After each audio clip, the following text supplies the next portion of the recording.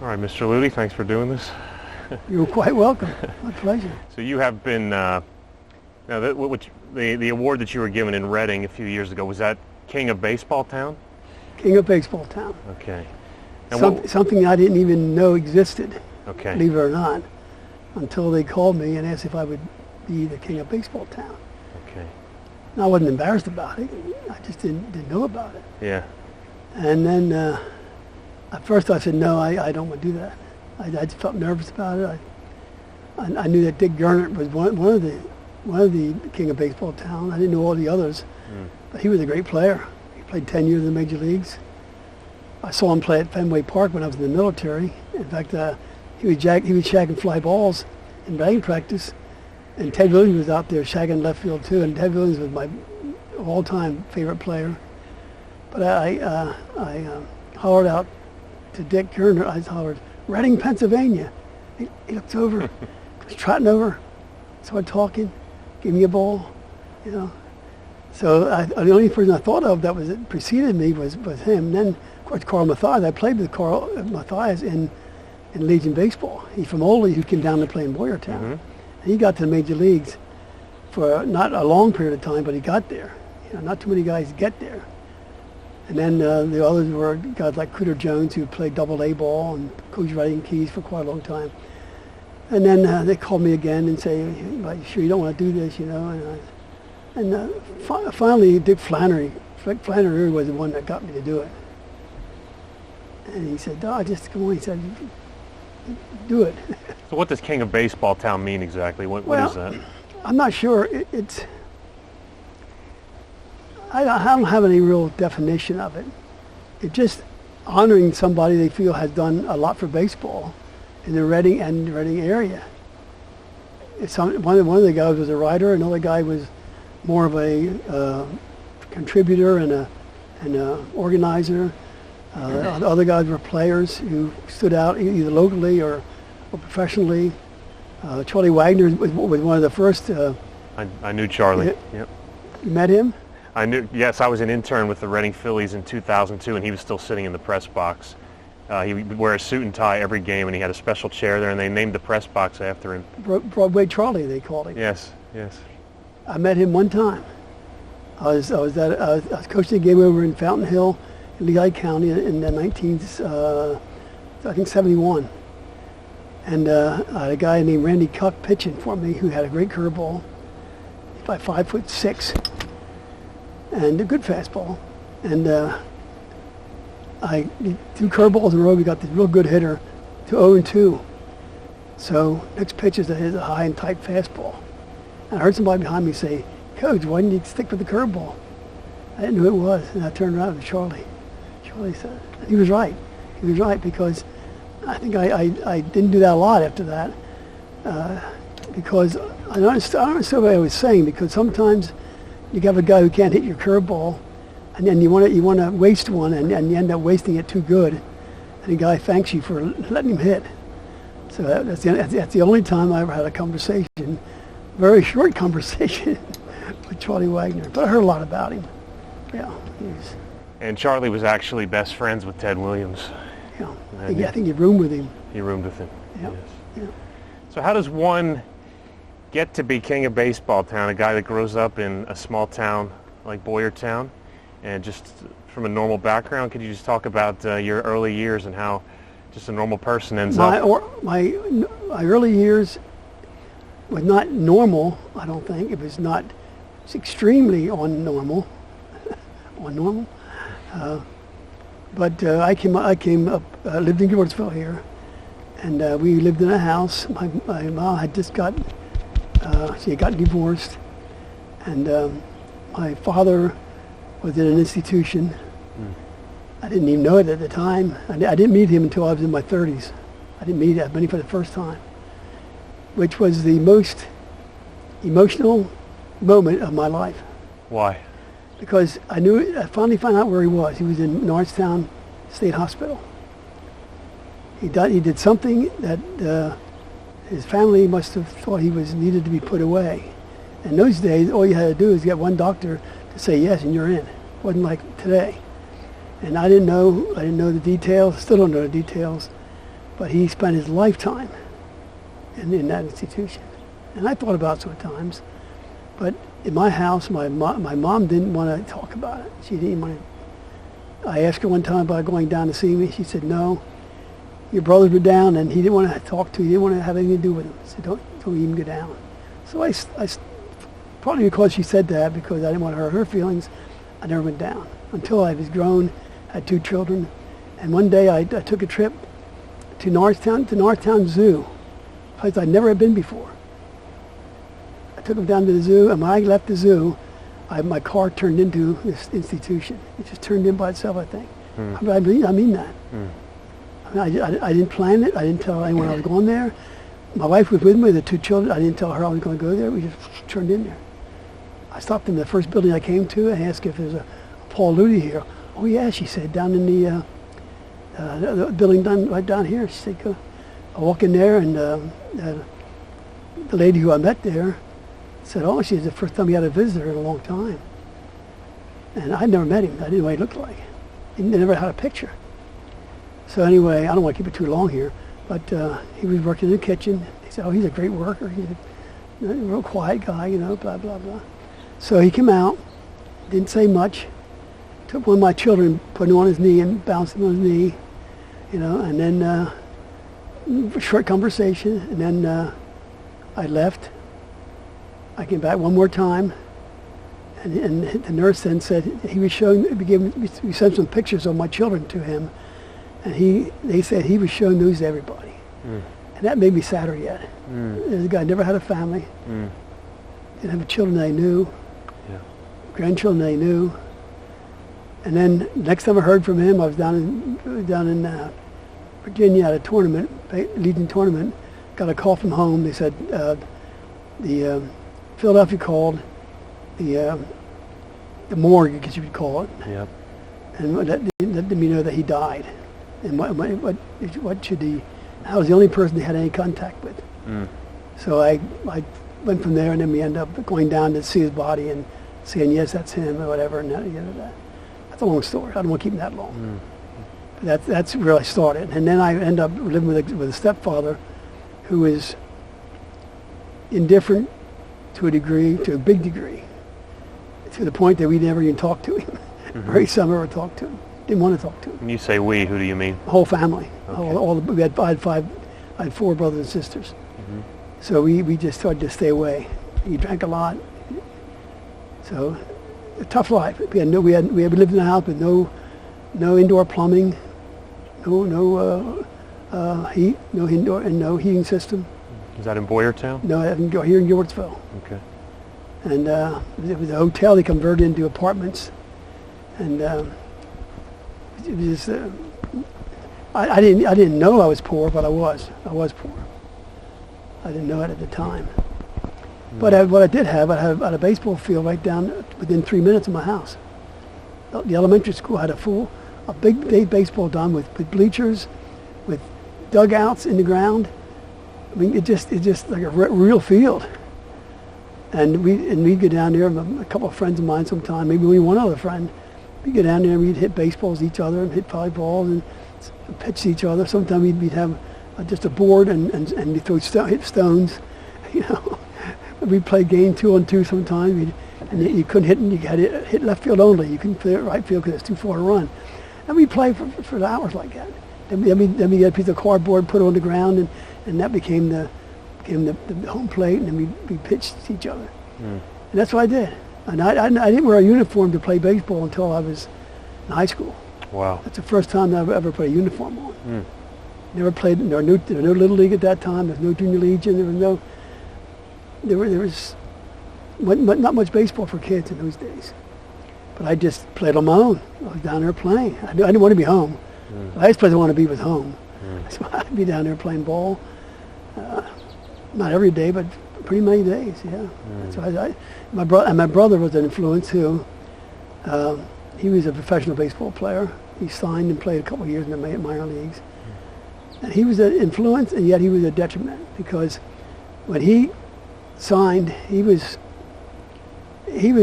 striking 15, 17 out a game, I mean, on a regular basis. And a little guy, smaller than I am, well, I was even. And he got into the minor leagues and didn't make it very far. Now, he quit before. He didn't stick it out very long.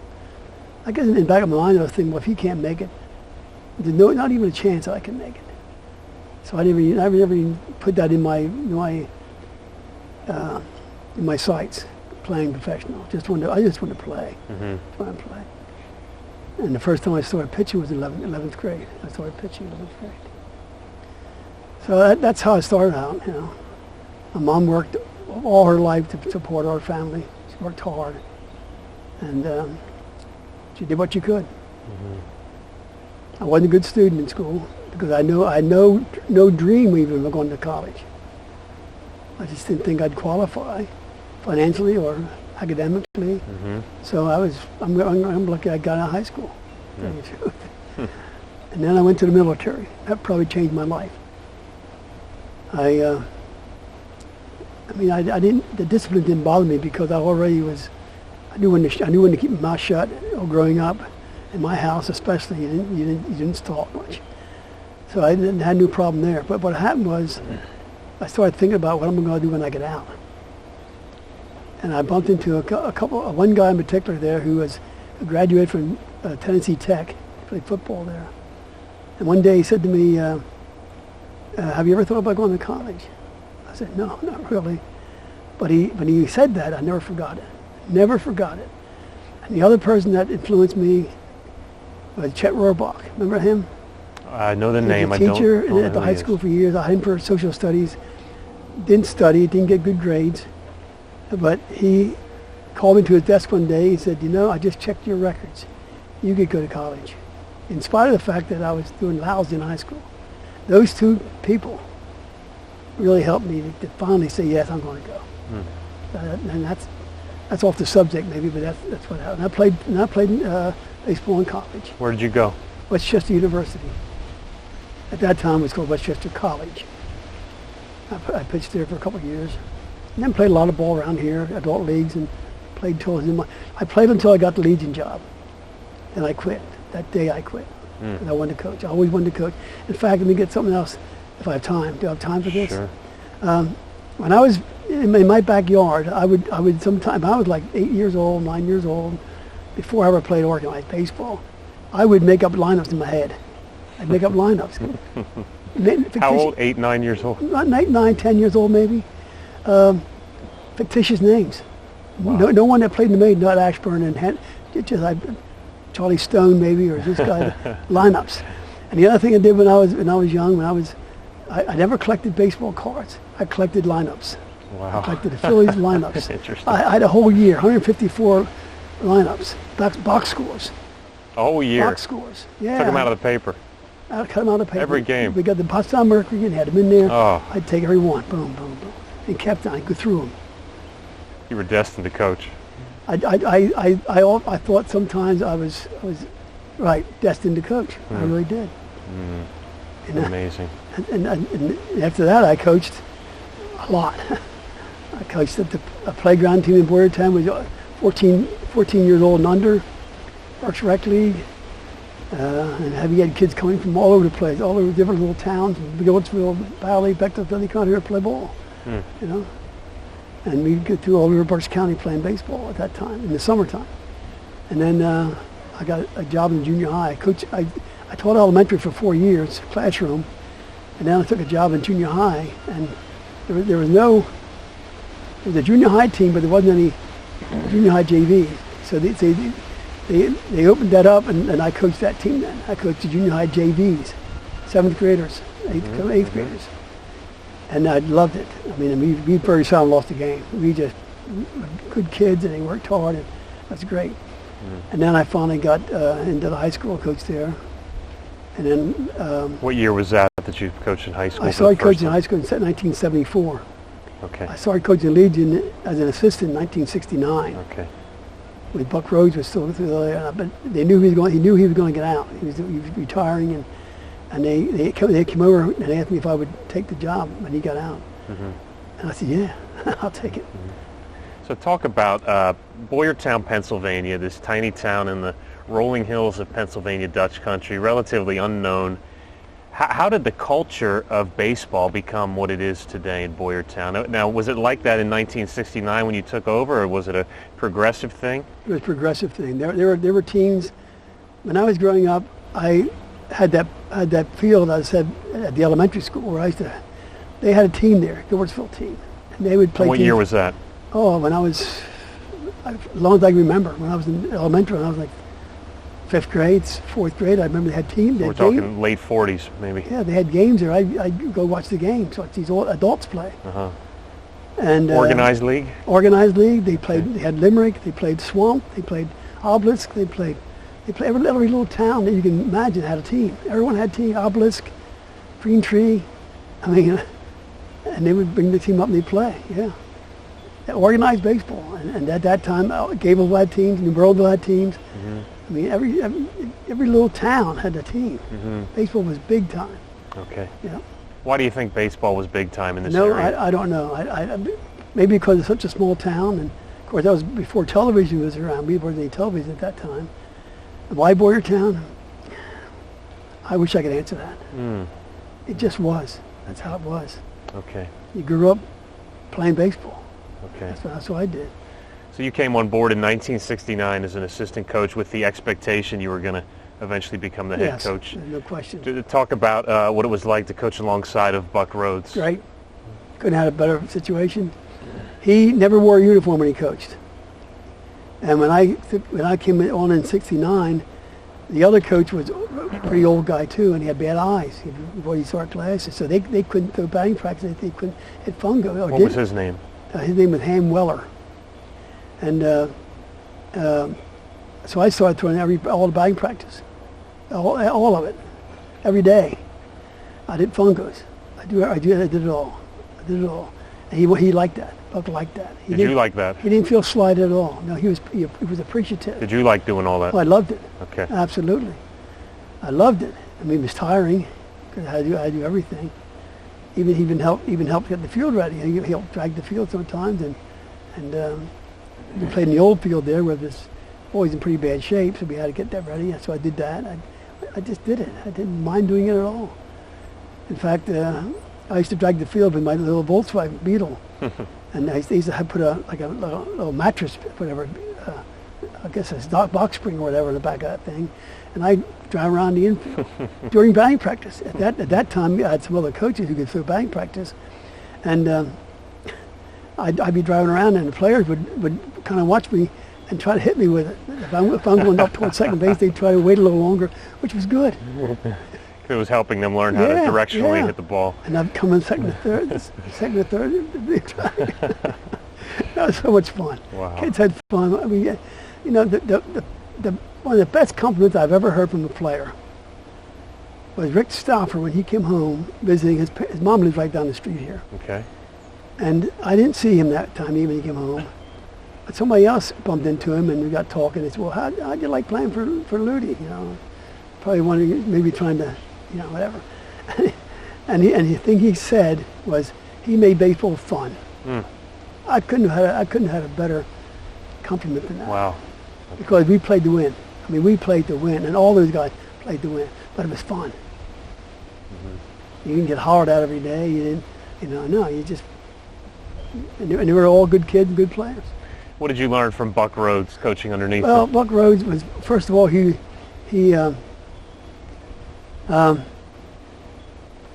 guess he had control, you could say, control of the team.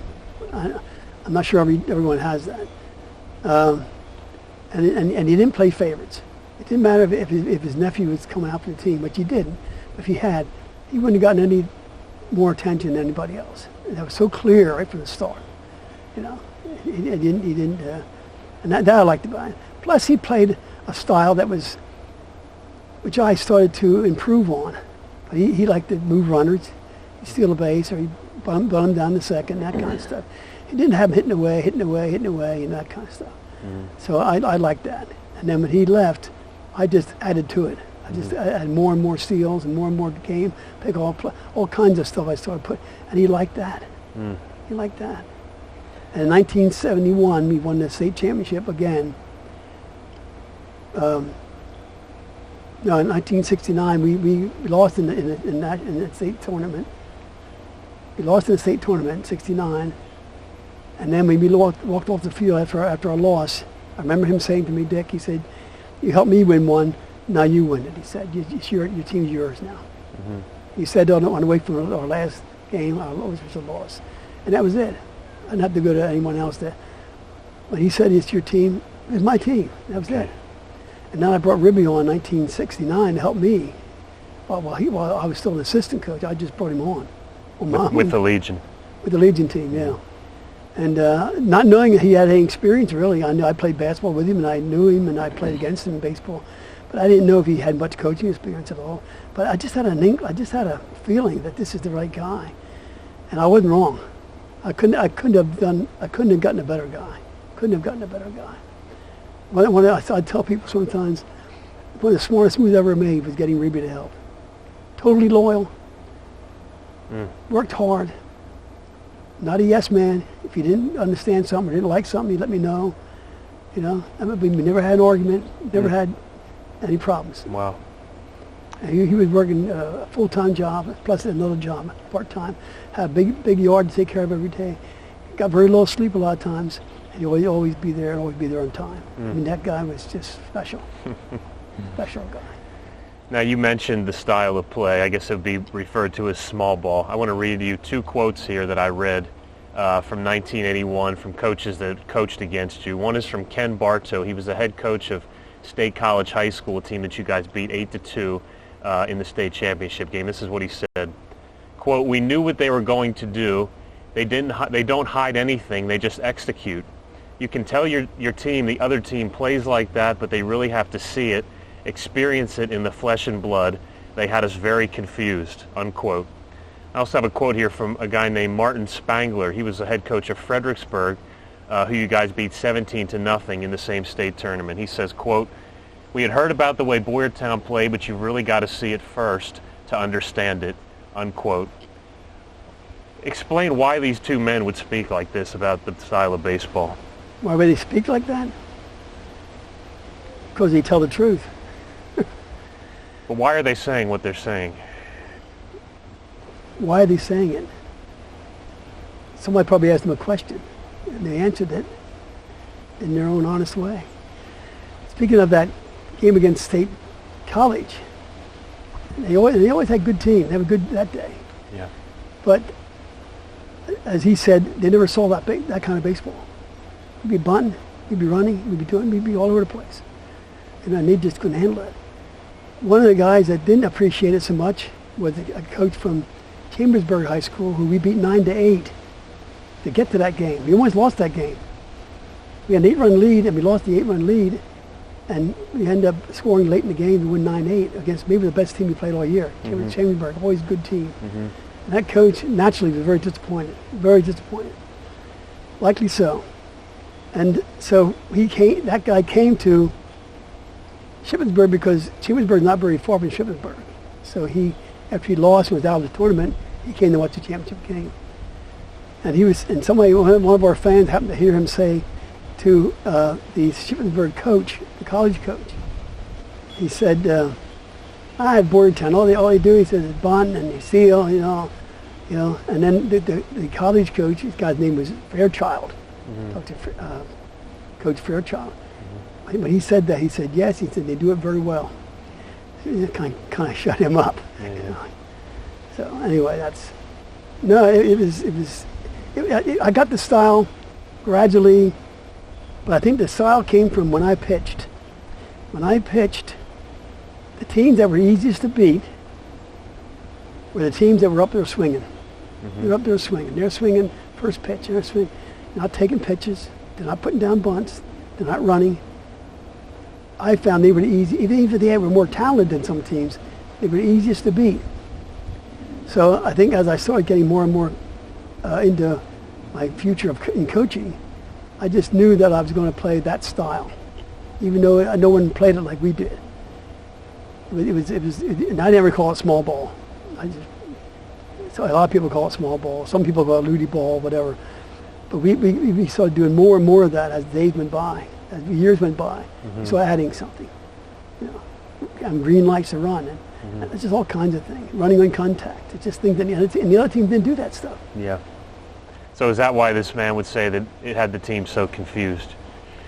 Yeah, I can see that, because when we walked into a ballpark, the first thing our kids would look for, and when they took batting practice, infield practice especially, they look at the third baseman. If he was a little slow or didn't have a good, we're gonna put him to work, and we did that so many times against big hitters who played third, but they couldn't handle bunts, and we used to just keep bunting him. And the catcher, unless he had a great arm, we knew we were going to steal. We knew we were going to steal. I was at a game one time where high school game, and the first guy gets the first base, steals, the catcher throws him out, and somebody in the stands hollers real loud, "You're not going to run today, coach." That day we had like 10 stolen bases. Wow. We didn't stop running. We ran for ourselves, and we ran for him. Because if you know when to run, and you practice it, and when to go, when they get a good jump, and even if the catcher is good, he's still got to get the ball in plenty of time from the pitcher. He's got to throw it through. Someone's got to catch the ball and tag. Something's going to go wrong along the way there, and we stole practically everybody in the team. The fast guy and the average guys, and sometimes the slow guys. It just, we believed in it, and the kids believed in it. That's the most important. The kids believed in it. So along those lines, and when you picked a team, how important was speed when you picked a team? I never really took that as a necessary thing. Okay. I took the players I thought were the best players. Okay. And then some weren't as fast as others, and the ones that weren't as fast weren't going to run as much. But there's a place for all of them. I mean, I was talking to a guy last night who played first base in 1977 in our first World Series. A guy named Barry Moyer, who lives in Valley, and he was telling me how he was so slow. He said he's even surprised I even picked him to play. I said, well, he did a lot of other things apparently that helped us win. You know. No, I didn't pick. I just was lucky I had enough. But I don't think I had any more speed than anybody else. I really don't. I remember we played against a team called Springdale, a very good team in the I guess in the 60s, 70s, and we were in the state tournament in one year, and in the following year they hosted it, and we were out there in their area, in their neck of the woods to play in the state tournament. I think Springdale actually sponsored it that year, and they were in it. And the coach said to me, he said, how's your team? I said, well, we're here. You know, being a little flippant, but I said, we're here. Yeah, he said, you have all that speed.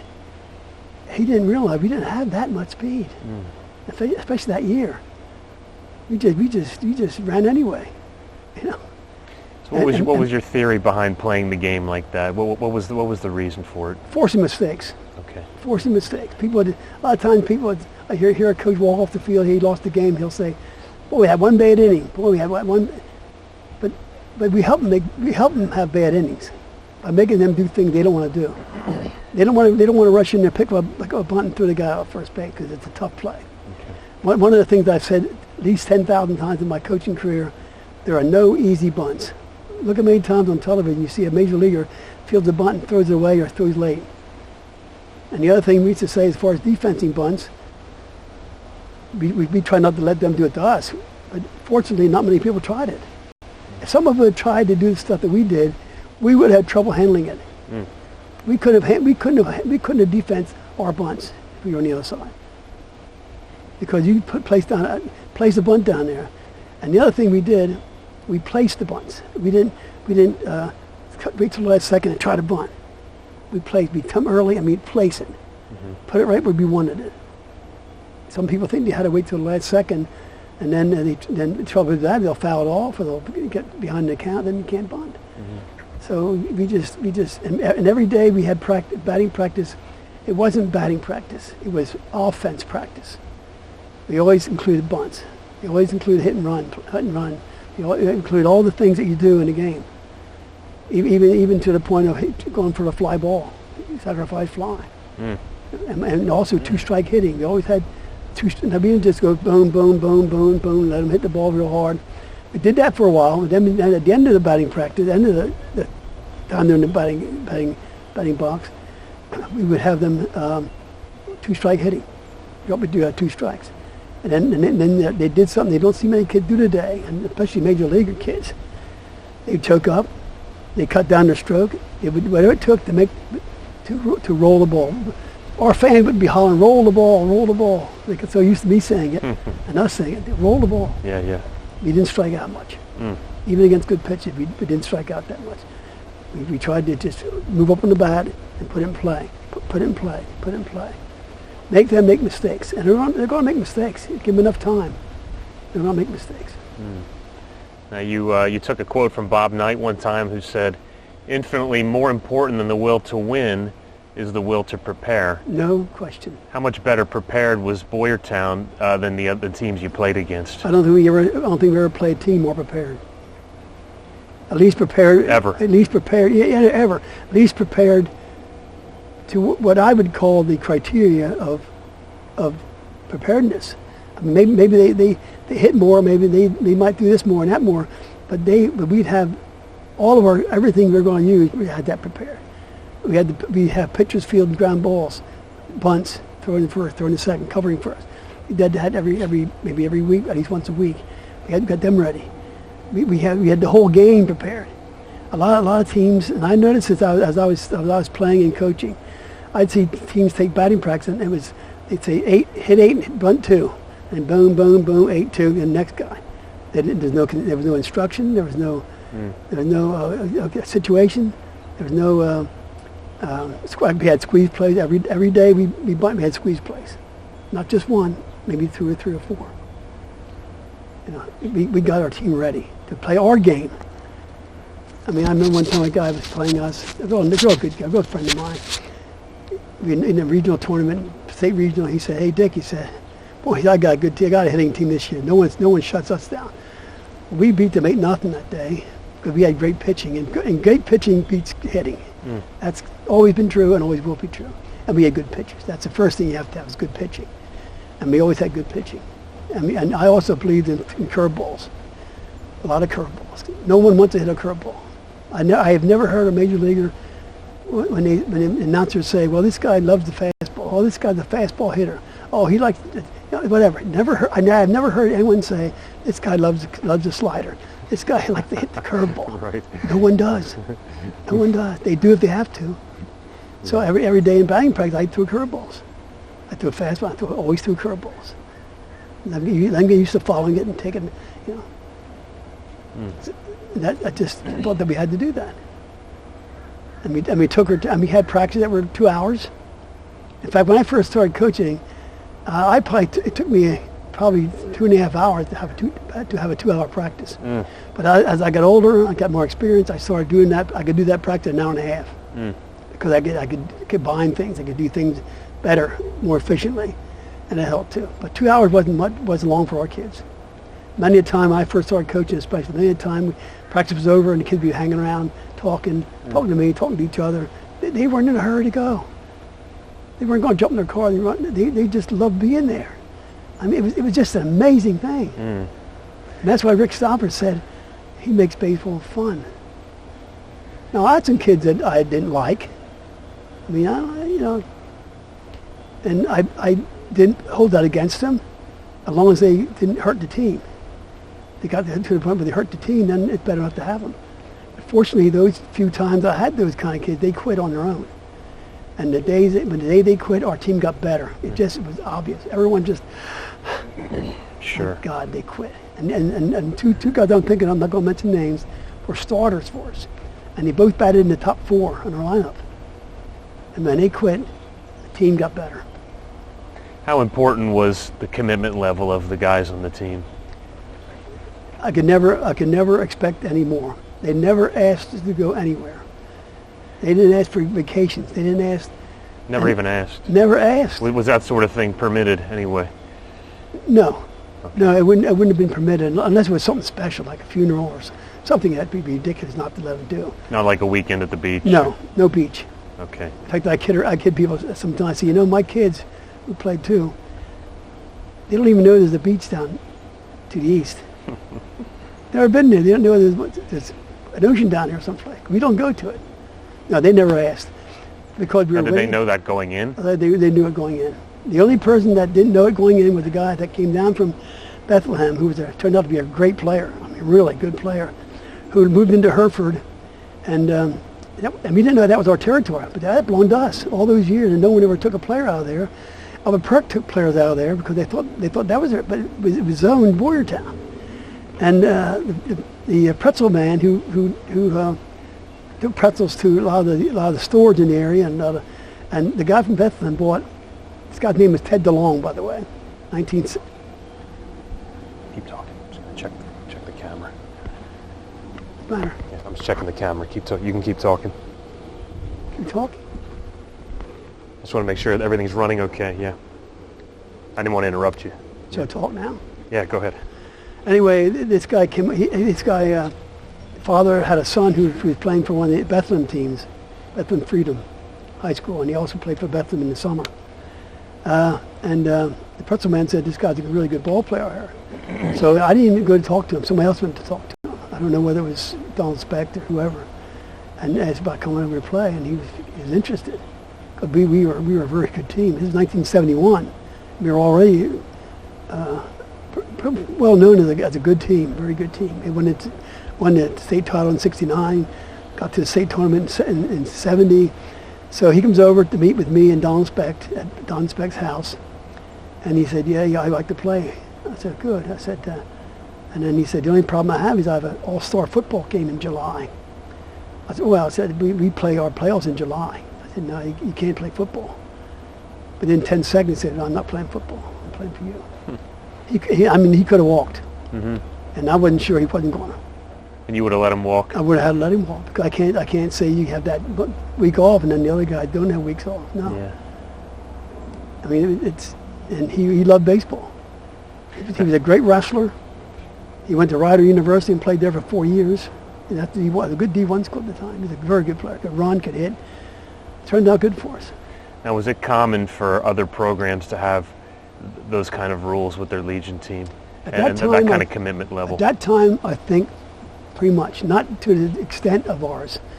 But I think, I don't remember going to anybody to play in Berks County, like Shillington, West Lawn, even Reading. I don't think I can remember going to any of these places where they said, "Oh, we don't have our third baseman today, he's down to short." I don't remember hearing it. Now, I'm not saying they didn't have time off. Now, they probably didn't practice every day like we did. We practiced every day. And the kids never complained. I remember when I was playing baseball in Boyertown, and we used to play Reading. And at that time, everyone was saying, "Boy, Reading, they practice every day." And not only did they practice every day, they also had a huge area to recruit. And they were the elite of American Legion baseball. Until we came along later as coaches. And then they faded and we went to the top. So was it a Buck Rhodes thing to be out there all the time, or did you? No, he wouldn't. He didn't practice every day. That was you. He had a big farm over there in Pine Forge, and no, he wouldn't practice every day. He only had him and his partner. Both were a little bit older, and no, he wouldn't have practiced every day. But he didn't mind me doing it. In fact, he was the kind of guy that was not going to be jealous of me winning. I mean, he's going to step down, and if I won, he'd give me all the credit in the world. He never made excuses, nothing. He was one of the straightest shooting guys. He just was a great guy. That's all I can say. He was. So after a number of state titles, some Mid-Atlantic berths, finally in 1977, you guys were able to break through. Just talk about some of those amazing games in the '77 Mid-Atlantic tournament. Mid-Atlantic tournament? Yeah. I don't even know if I remember the Mid-Atlantic tournament. Oh yeah, Mid-Atlantic. No, the state tournament first of all, in '77. Well, as far as I see here, in the Mid-Atlantics, you guys had a 10-inning game against Richmond. Oh, that's right. And a 12-inning game as well. Okay. Now my mind's coming back. Okay. I lose my mind sometimes. That's fine. That happened to you someday too. Don't laugh. That's already starting to. Yeah, we had a lot of. We played I think at least 2 extra inning games, 12 innings and 10 innings, against one of the best teams I've ever seen in Nationals. Richmond, Virginia. Richmond, Virginia. They were really very good. In fact, their coach, we always had a little meeting the night before we go out there and meet the other coach and flip for whatever home team, away team. And their coach said, boy, he said, how many guys you have drafted? I said, none. He must have like 7 guys. He said, now, he may have been exaggerating just to scare me. Yeah. But I tell you what, he had third baseman, was big, just athletic looking guy. Looked like Ed Schiavo playing third base. Just an athletic body, and just the whole team was good. And we had 3 pitchers. We had Bobby Kish. He's like 5'11", maybe. My weight on 190, maybe not even that. But then we had Kevin Frank, who was like 135 pounds. Pete here, like probably weighed 140, 145. 2 little pitchers like that. We had Denny Frank, second base, a little guy. We had Lessig at shortstop, a little guy. We had a lot of little guys in that team. Nosher, center field. Just a lot of little ball players, but they could run. That year they could run pretty good. Didn't hit that well, but they could run. So we end up. In fact, one of the games, Bobby Kish was pitching a no-hitter against one of those, not against Richmond, but another team. So I talked to him on the bench. I said, Bobby, I'm going to take you out. We need your innings. We had this inning rule where you can't pitch so many innings. And if you do, you'd lose it for the next day. And I remember Bobby said, hey, that's okay. He said, I would have probably lost a no-hitter next inning anyway. Just like that. Wow, didn't care. No, he didn't. He's nothing. He wanted to win, just like everybody else. Just like everybody else. Also in that series, Denny Frame was on second base, nobody out. Our cleanup hitter was up, I think. Either a third hitter or cleanup hitter, one of the top lineup guys. And he started squaring the bunt. And their shortstop said, and he was a lot bigger than Denny. Their shortstop said, "You bunting your cleanup hitter," he said. And Denny said, "Yeah, we bunt everybody," he said. If you're real just like that, we bunt everybody. And we did, and we got away with it. Because they weren't ready for that. They never saw that. Boom, down third base. Boom, down third base. And then we had a guy named Nusher. I think he sold 4 bases in one game. He got on first, till second, third, got on first, second, third again. Boom, boom, boom. I mean, we just played. That was probably, that might have been the best team, one of the best teams I've ever played against. That Richmond team. So they could have contended in the World Series. Oh, they probably would have won the World Series. Wow.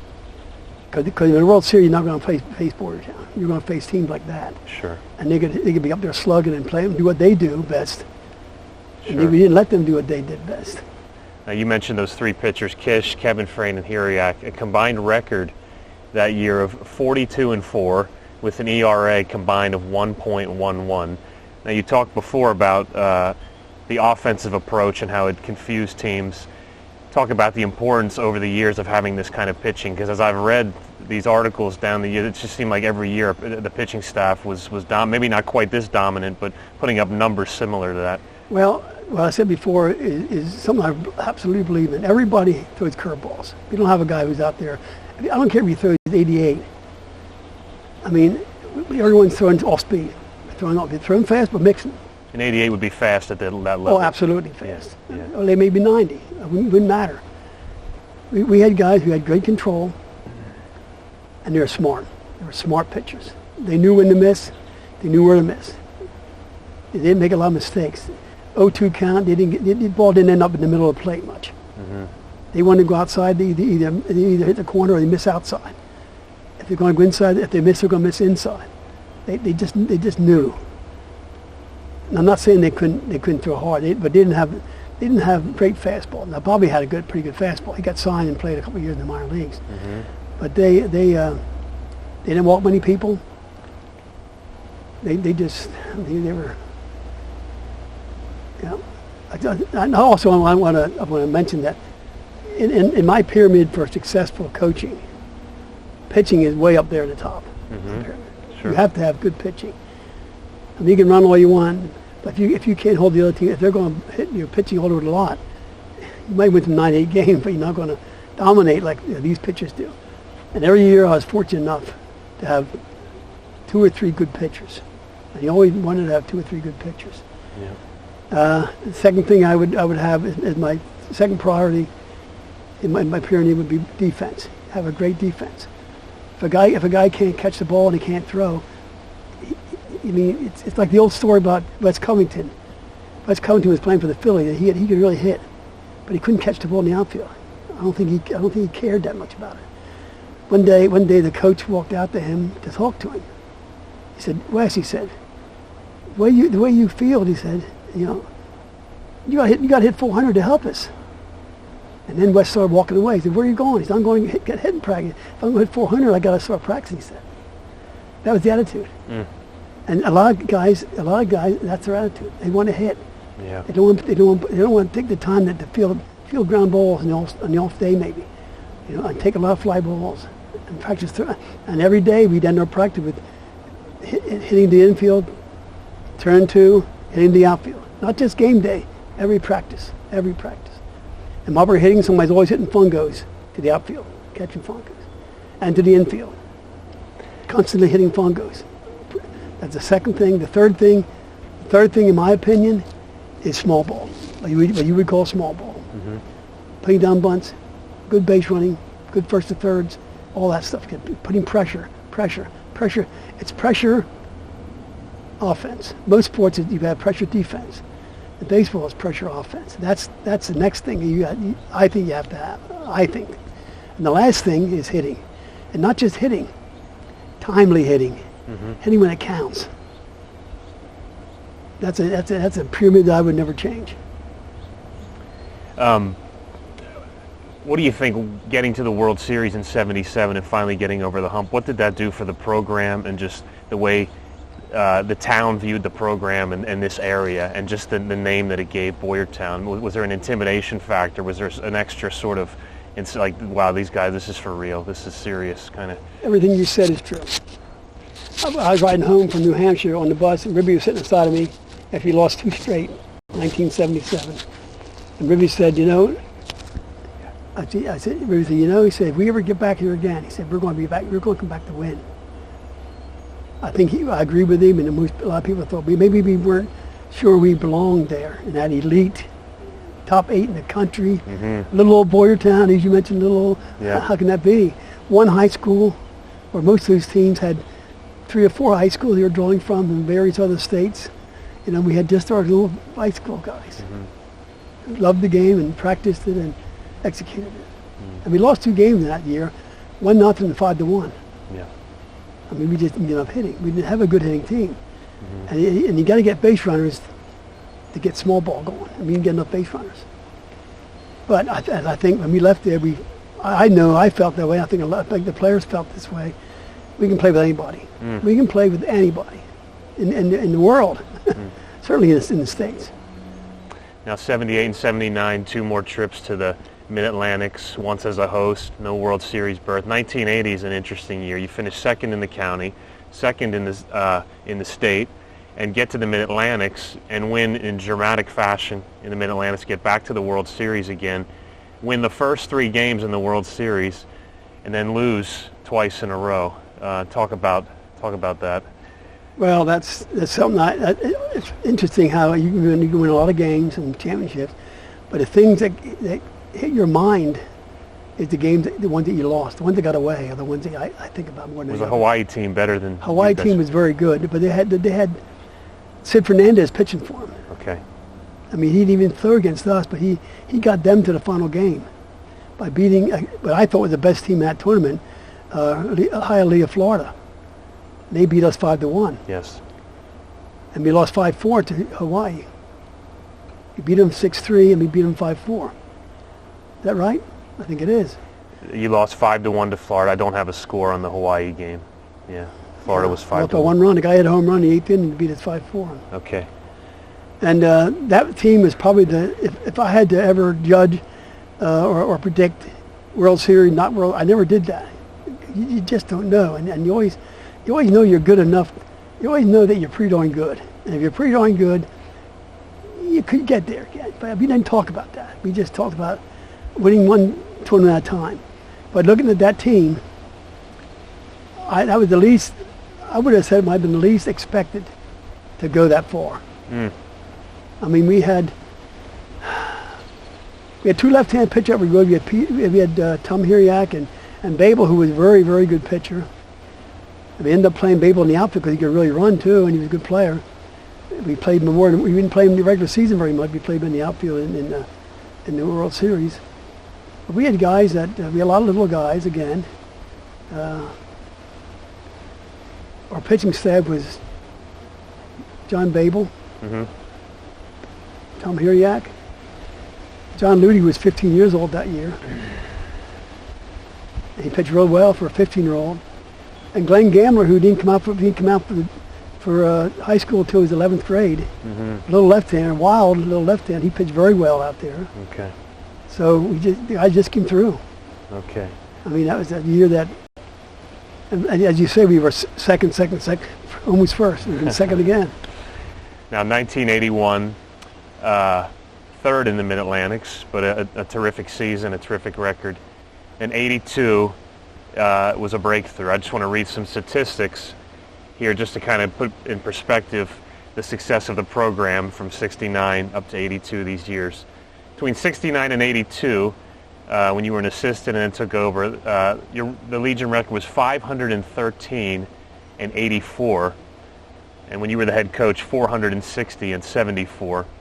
11 Berks titles out of 14 years, 7 state titles out of 14 years. You qualified for the national regionals every year from 77 to 82. 81 and 82, high school and Legion combined records, 160 and 13. The 82 high school team had a 36-game winning streak, which dated back to 1981. The 81 and 82 Legion teams combined 106 and 9 for a winning percentage of .947. And you mentioned John Ludy. He entered the World Series in 1982 with a record of 17 and 1 and a 1.3 ERA. These kind of statistics, it's almost not comprehensible. Did other teams around, did they realize what they were up against? Did they read the papers? Did they know this? National teams? National teams, but even teams at the state level and in the national region. State level, I think the state level, it didn't take long for the state teams to know that if they faced us, they're going to have a tough day. Okay. And I think another thing that I heard recently, I bumped into a guy from Bethlehem who played for his dad had coached against us in 1969. And this guy's kid said to us, we bumped into him at a basketball game, and we got talking. It turns out this guy, father played against us, and then he said, you know something? We used to go to Boyertown, and we always wanted to see infield practice. We loved to watch them to go through their drills in infield, just to watch them execute, which is really a compliment when you think about it. So I think, what was the question? I forget. Well, the question was, what kind of was there an intimidation factor, and how aware were teams around the local and state region, and even at the national level, aware of some of these statistics, even being the fact you guys didn't have a lot of professional prospects? Yeah, I think they were all intimidated. I think they knew that they were trying to be error-free, but they couldn't do it because we made tough plays for them. Mm-hmm. You know, I think they had a lot of respect for us. Okay. I mean, they knew that we were good. They knew that we could execute offense and defense. Mm-hmm. And I think it made them do things on the field they didn't usually do. Mm-hmm. They always got to be covering bases. They always got to be moving. We're moving. They got to move too. I think they had the.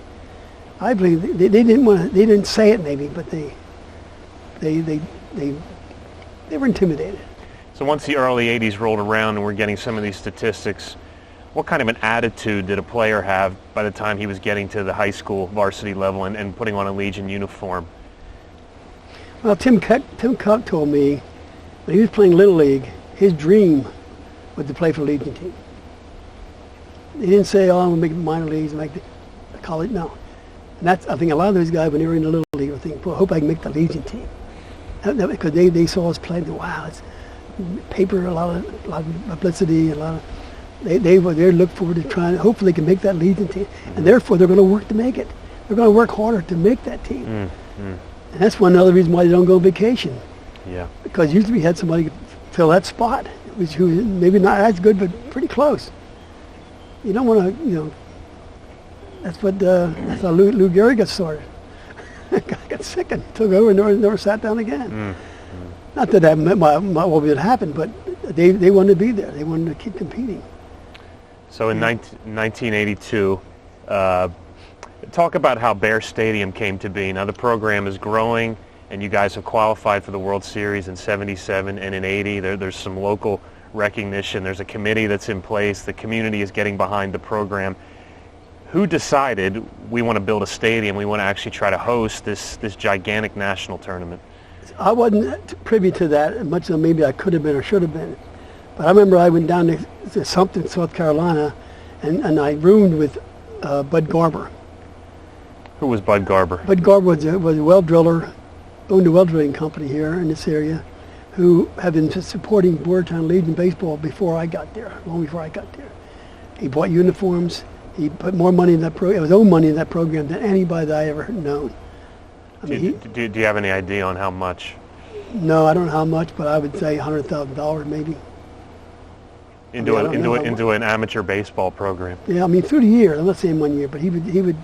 Plus, not only did that, he also would be down there, and that stadium was built.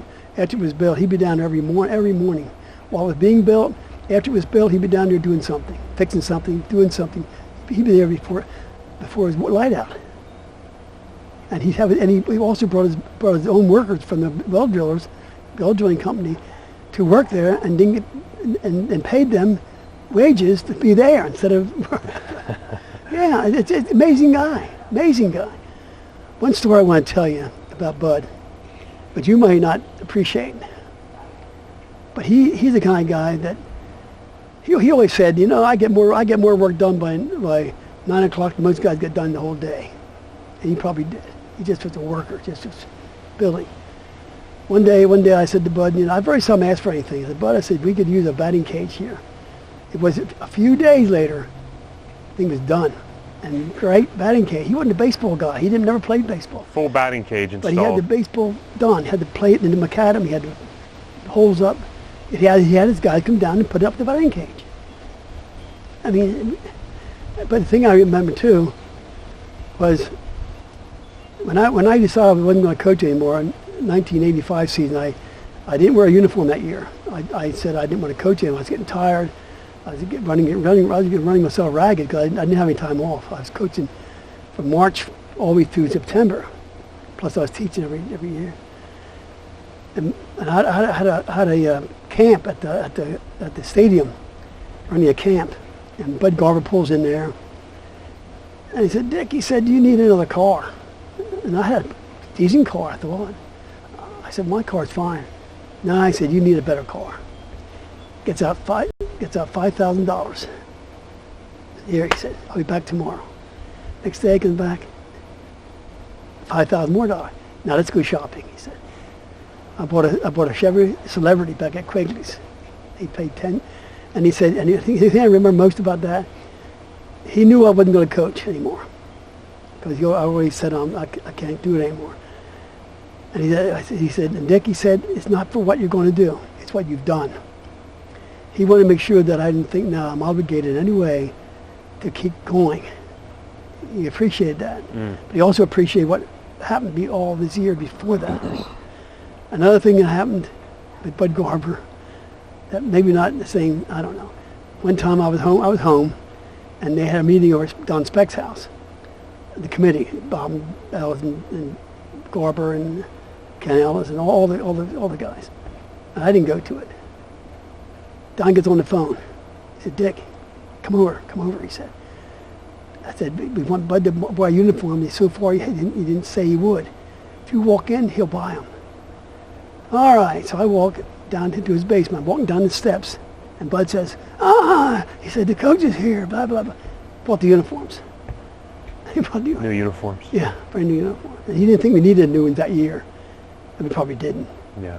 And paid for them all himself. And he just was, if you bumped into him, and you hear him swearing, and you hear him cussing and growling, that's not him. When you're his friend, I mean, that's a friend. That is a friend. More than most people. He was a politician. He was a well driller. 6th grade education. And I tell you, He was special. And the other guys were too. I mean, all of them had their jobs and all did their jobs great. You know, Kenny Allen was the construction foreman of the whole. Yeah, he had a company. He had a construction company up in the Allentown area, bricklaying and so on, scaffolding.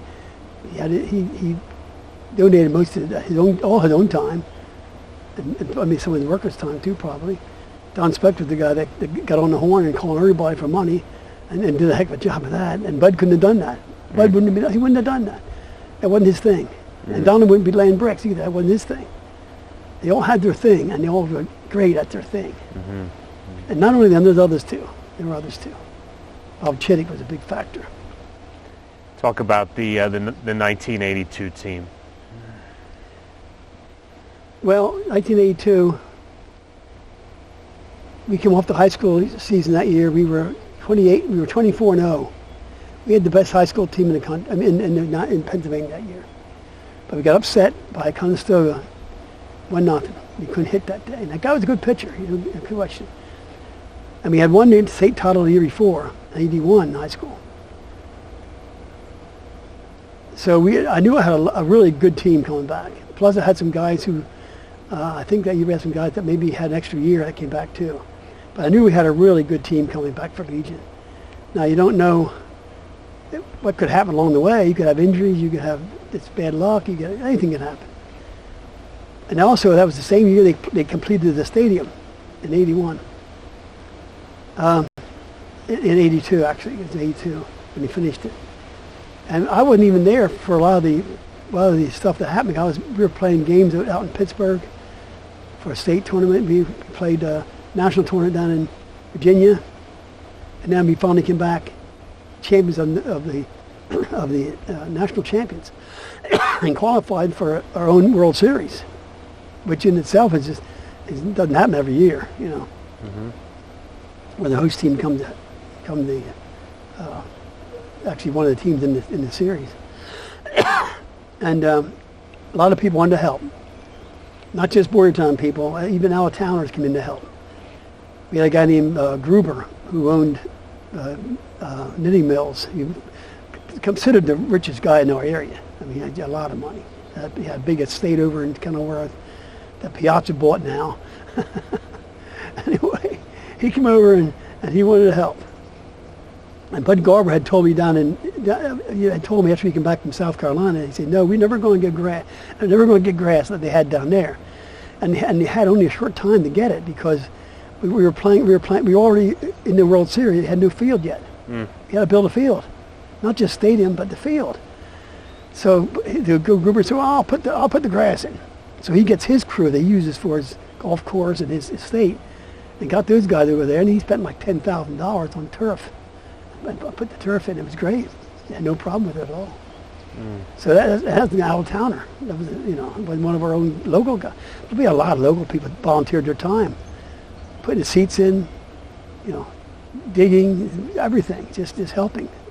I mean, I wish I knew all of them, but there's just so many that were there. Just helping, getting it done just in time. And then what happened was finished, and we played one exhibition game against Temple just to try out the field. And a couple of days later, we were going to be playing for real on that field. Yeah. But it turned out it was ready. It was ready to go. Now, I want to ask you about Shillington. Shillington, a team in Berks County here. You guys advanced all the way to the World Series and played what would, in theory, look like the best teams in the country. But Shillington, right here in your own county, you played them 7 times. You beat them 6 times. Ivan Snyder, who was the National Player of the Year that year, he said Shillington was the toughest team we played all season. So talk about some of those battles with Shillington. Fan battles. The fans, both sides were going at it. DeLucia pitched, one of the best pitchers ever out of Berks County. Played in the major for 10 years. Yes. We beat him maybe once, but not more than once. He only beat us, I think, one time, fortunately. Plus, when he played shortstop, he might have been probably the best shortstop I saw around here, too. Wow. And not only him, they had other players that were really, really good. Ivan said, I would put them up against almost anybody all year. I mean, I'm sure they were very disappointed because if they would have gotten in the World Series, They might have won it too. They might have won it too. They were that good. Now And they had, at that time, they had a territory that included all Shillington High School and half of Wyomissing. They had a nice drawing area. And in those days, the kids came out for baseball. They didn't travel. They didn't go to Babe Ruth. They didn't go, they played baseball. They got the players on the field.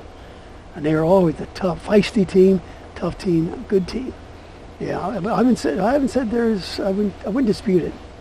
Now their manager, Lynn Henry, there was one game where he was frustrated with some of the umpiring, and there was an umpire that came in from Boyertown to do the game, and you guys had built up a reputation of excellence in the area, and he had sort of in a roundabout way in a newspaper article or interview, he had basically said that the committee set it up on purpose to have Boyertown umpires there for the games. Now, do you think there was any truth to that, or do you think that was sour grapes? I'd say no truth. Okay. At that time, a guy named Hemming was I think he was still the commissioner of the league.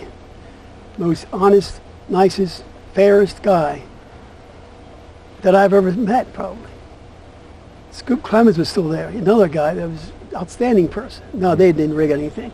And the fact is, and I'm not going to, really, he was disappointed. I can understand him having sour grapes. I can understand that. And I can understand him saying things that maybe were not true, but it's nice to say them, maybe. Maybe I would have said it too if I had lost that many times with a team that was good enough. Mm-hmm. I was going to say, I forget what I was going to say now. What was I going to say? Oh, the only thing I mentioned was, I didn't say it to a lot of people, I just mentioned to somebody, if they would eliminate every umpire who lived in a certain area in Berks County, if you lived in Muhlenberg, you couldn't go umpire that game. If you lived in Oldie, you couldn't umpire in that game. How would you schedule umpires if you didn't use Berks County umpires who happened to live in somebody's school district? I mean, it'd be impossible, and it'd be ridiculous.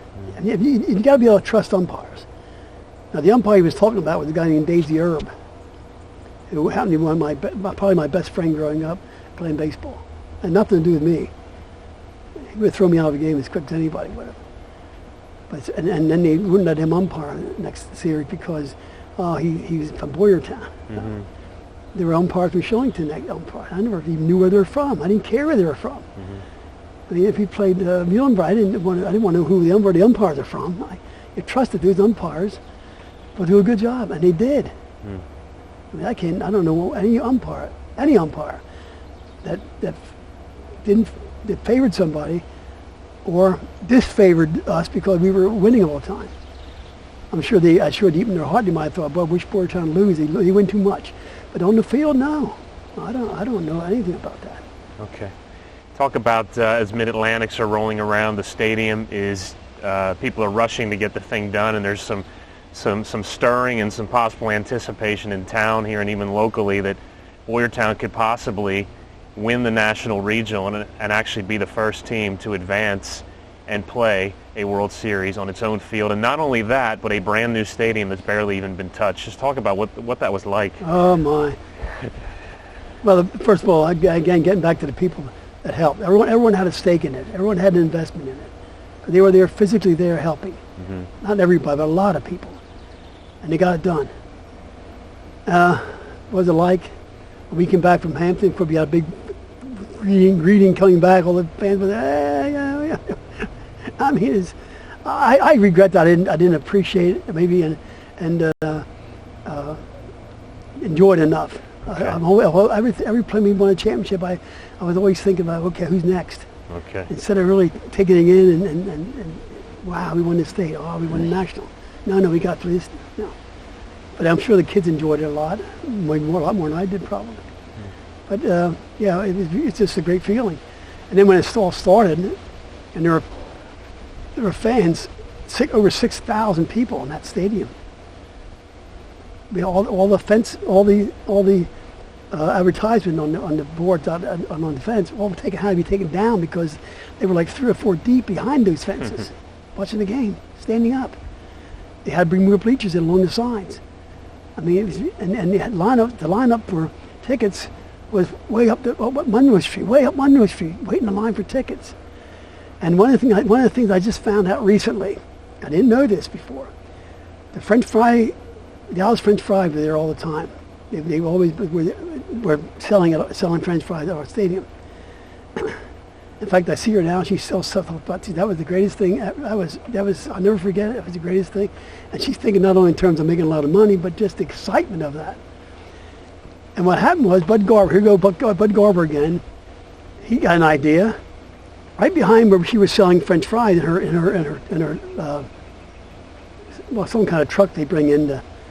There was the fence right there, and all these people were lined up along the fence, going toward the ticket booth. So Bud Garber gets some kind of shears and cuts a hole in the fence. And now she could sell French fries to the fence. While they're waiting, she's selling fries to the fence. I didn't know that until maybe 2 years ago. If you ever went up there, you'll see a part of the fence that is a little bit rusty and it's a little bit, you can tell it was dissected. And Bud went over there and took that thing, made a hole there for him to sell more fries. Amazing. That's just another example. And after talking about Dallas French Fry, after the series was over and we won it, they told me, you got French fries free for life. And I still go up there, and if she sees me, she French fries. Wow, amazing. Now a couple of times I said, the last couple of years, I said, no, that's history. No, she said, it still goes. Amazing. French fries for life. Sounds like a little thing, but that was. Now talk about the fan base here in Boyertown. A 1982 article that Rick Webb wrote from the Boyertown Times, speaking about the Mid-Atlantics that year. He said not only were the players impressive, but the Boyertown fans were also. He said the stands were almost deserted for many of the games. This is in Hampton, Virginia. That is until Boyertown played. A couple hundred Boyertown fans made the trip to Hampton to root the Bears on. There were more fans there for Boyertown than for the host team. Yeah. I don't know how many times you've ever been to another team in the States or anywhere else where Boyertown didn't outdraw the other team, even the host team. Mm. And they just came. We had buses going to North Dakota, buses going to Ely, Minnesota, and people are driving out, not just buses, driving out. Why do you think that was? They loved Boyertown baseball. They loved it. They were a part of it. They felt they were a part of it, and they were a part of it. I mean, it's the greatest fans. I don't know any place like Boyertown as far as supporting a team, especially a winning team, an exciting team. I think the way we played also really turned them on. Just the way God, we could, see on third base, slide save, that kind of. They loved it. Sure. And they knew our signs.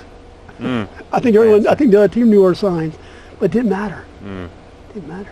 I'd hear somebody, one lady used to always roll the ball, because I used to say roll the ball. He'd say to the umpire, roll the ball. Just like I said, she was coaching the stands. Oh, it was great. Oh, that's what memories. Now to come home from a Mid-Atlantic tournament after you win in Hampton, Virginia, to about 1,000 people welcoming you home. This is an amateur baseball team.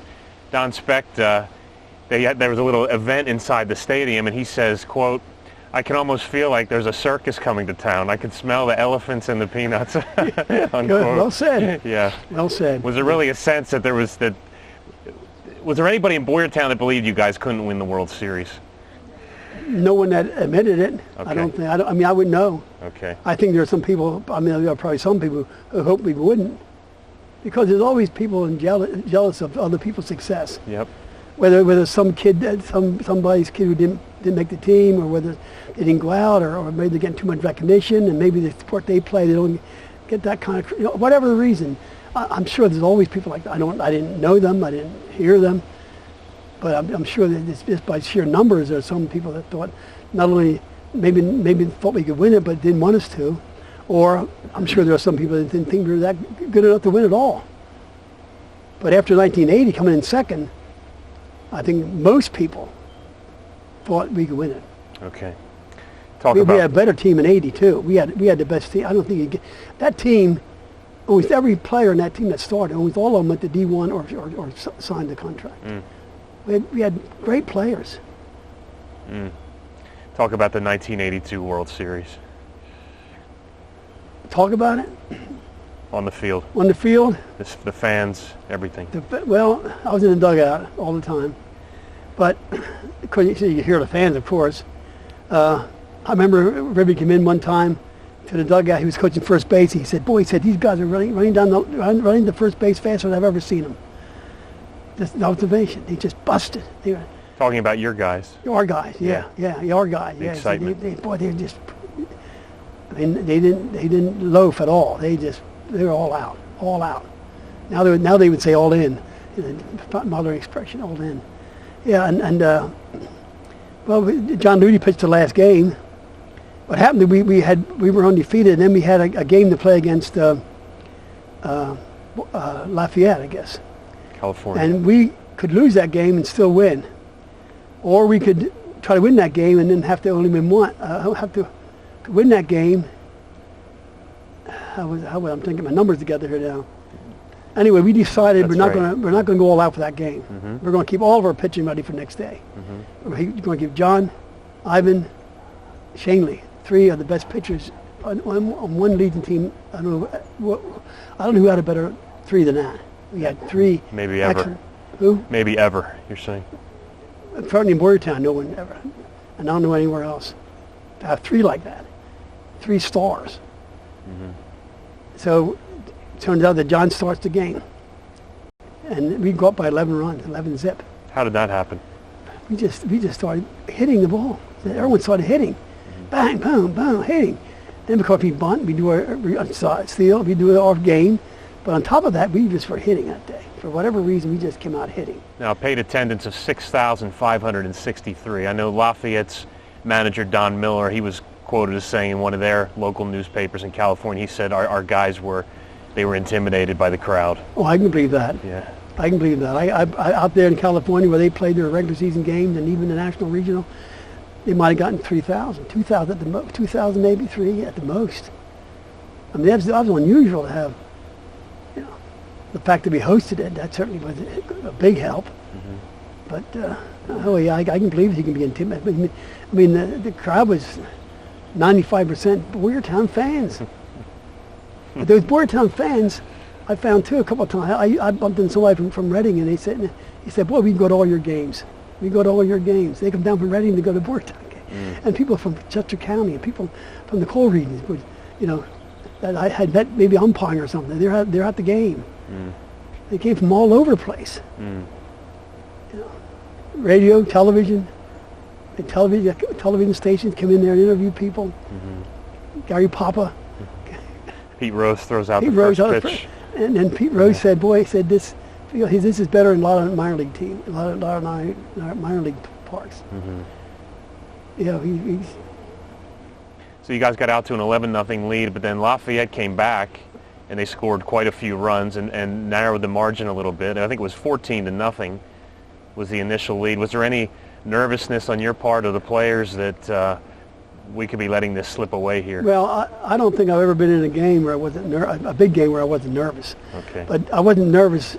I was a lot more nervous at Richmond, Virginia. When we got through that tournament, that was probably the most.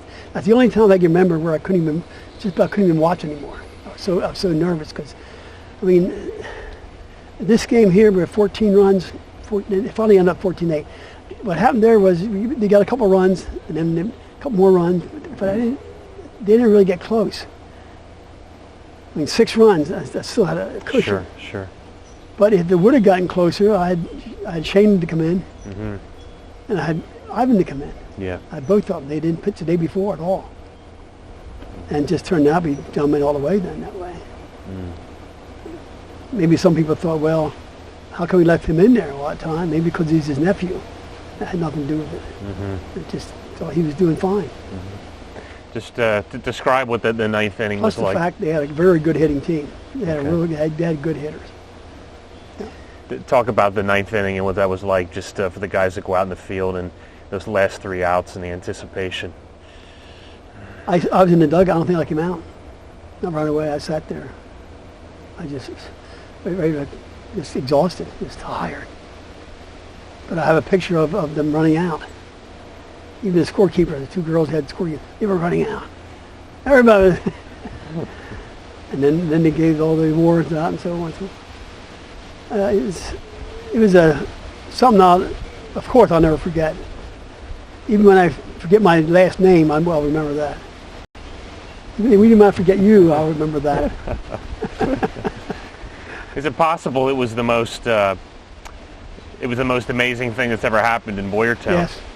Yeah, now because there was a huge fire in Boyertown. Yeah, big fire. At one time, which killed some people. A big fire. I wasn't there at that time, and that was a big thing. But I don't think anything happened in Boyertown ever compared to it at all. Mm-hmm. How could you compare to that? Winning a national championship. I mean, how many times did Boyertown ever win a state championship? Very few. I mean, how many times have you even win regional championships? They don't win that many. Most teams don't. So this is just, it's just hard to, it's just amazing, I guess I have to say, how that all came together. USA Today wrote a story, Philadelphia Inquirer. Moving forward after that, you talked a little bit about some of the jealousy. Did you sense from some other coaches and programs locally that there was some jealousy? Oh, I don't think they would, I'm sorry, I don't think they would say in my earsight. Okay. But I know that they trying to find, I think some people are trying to find or make up reasons why we won there, or maybe why I won. I do remember one guy, a local coach who came to our stadium. It might have been after that was over, maybe the following year, and he was staying along the fence there watching the game, and I happened to be standing nearby him, and he looked at the field and he said, "Yeah, well, if I would have had this field," he said, "Yeah, I would have won too," or something like that, some kind of statement. And I thought that guy was not a winner. I mean, he was the kind of guy, and I'm not going to say his name because I don't want to embarrass him, but he's the kind of guy in the coaching world. People say, some people say, he said, I've been coaching for 30 years. And what I would say to some of those, not all of them, some of those guys, because I coached a long time too. Some people didn't coach 30 years, they coached 1 year 30 times. And their coaching style hasn't changed one iota from mine did, ours did, and all the good coaches around here that are good coaches change a little bit. For example, I stole things from everybody I could. Everybody I could. If I got a play from Tobahocken, from Exeter. The guy that coaches Tobahocken now, a first and third situation, he had a play that fooled us in an unleague, like a scrimmage. He threw, instead of, sometimes he threw to second, sometimes he threw to the pitcher. On a steal. On a first and third steal, yeah. And we broke, and he threw the ball right to the shortstop in place. He just moved up and took it right there. And I thought, that's a great play. And I had that in next day. And a lot of this stuff. Did it work?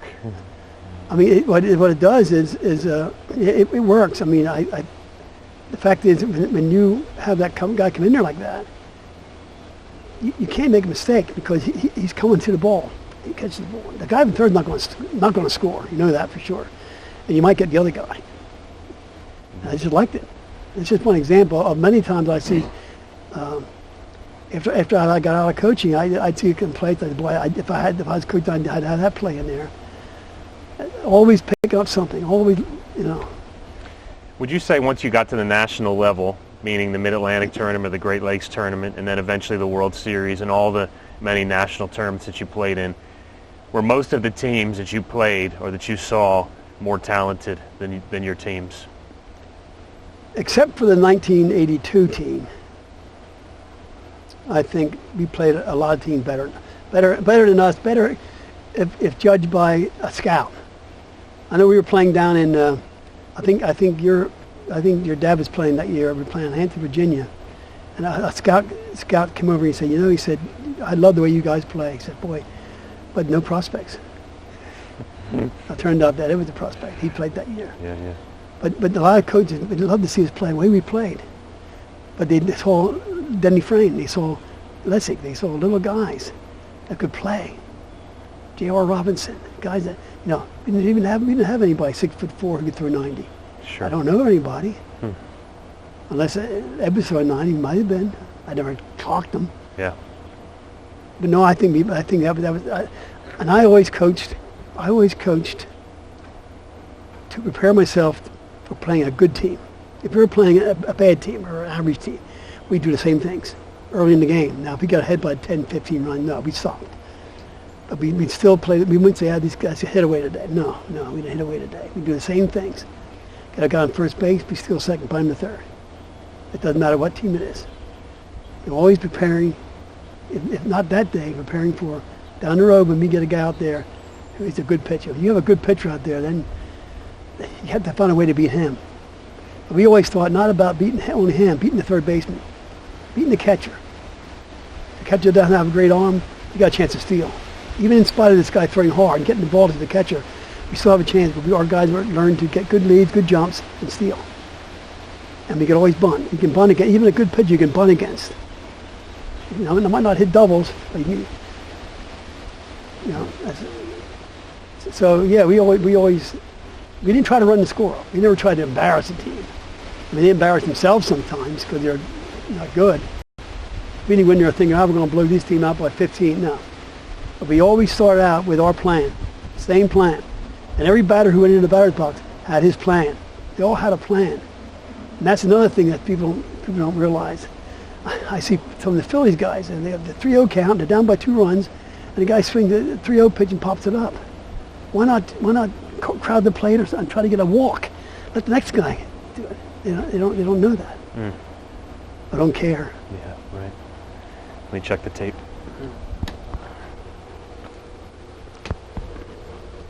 Okay, we have about 5 minutes. Uh-oh. Ask me a good question. Who would you say in all your years was the best player you ever coached against? Against? Yes. See, I didn't know the national team personnel, and I didn't judge anyone from one game. DeLucia certainly was Rich DeLucia. probably the best in Berks County and maybe the best in the state. He could pitch. I mean, we beat him because we would shut them out or give them 1 or 2 runs at the most, and then scramble around and get runs. I mean, he might have been the best. Okay. I probably forgot some others that were really good. Now we played guys who became major leaguers. Like who? Like Will Clark played for Louisiana. Mike Piazza. Jeffries played for California. Guy played for the majors for quite a long time. Mm-hmm. But you don't know that. You had these guys who are not major leaguers. They weren't major leaguers then. They became, and maybe that day they didn't do much against you. Sure. So you can't say, that guy's, Who was the best hitter you ever coached? Oh boy. That's impossible. I don't know. Can you throw out maybe 2 names? Boy, that's so tough. I know if I say one, I'm going to think of somebody else later and say, why did I say him? That's just impossible. No, I don't know. 3 names. 3 names. Oh, no, I can't do it.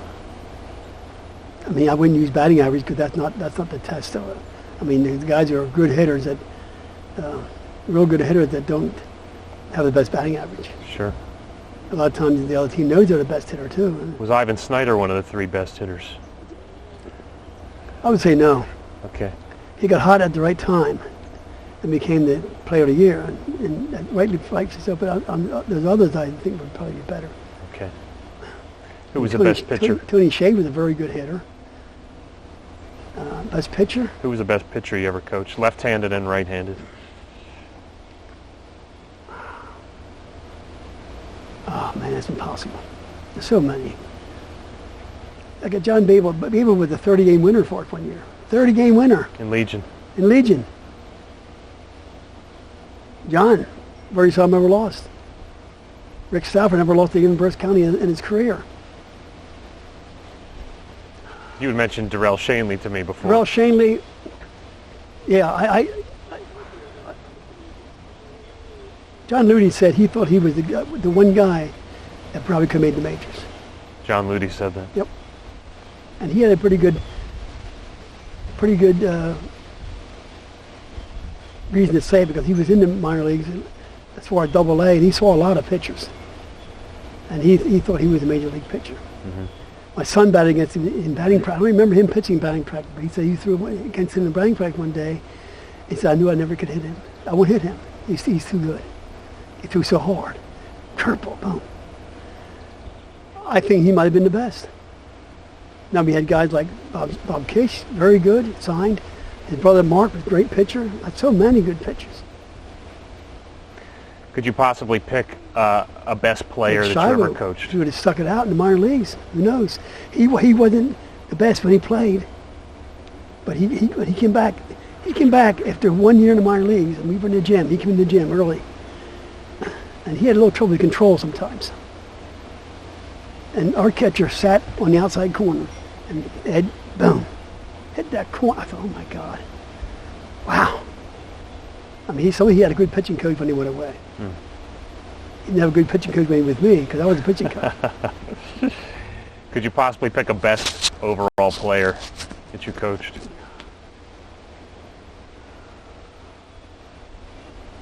Almost had to be a pitcher, because they're the most valuable guys you got. I don't know. Someone who could do everything. Who could play any numerous positions, could hit, could run, could pitch. Well, you asked me tough. I wish you would have given me about 2 days to think of these.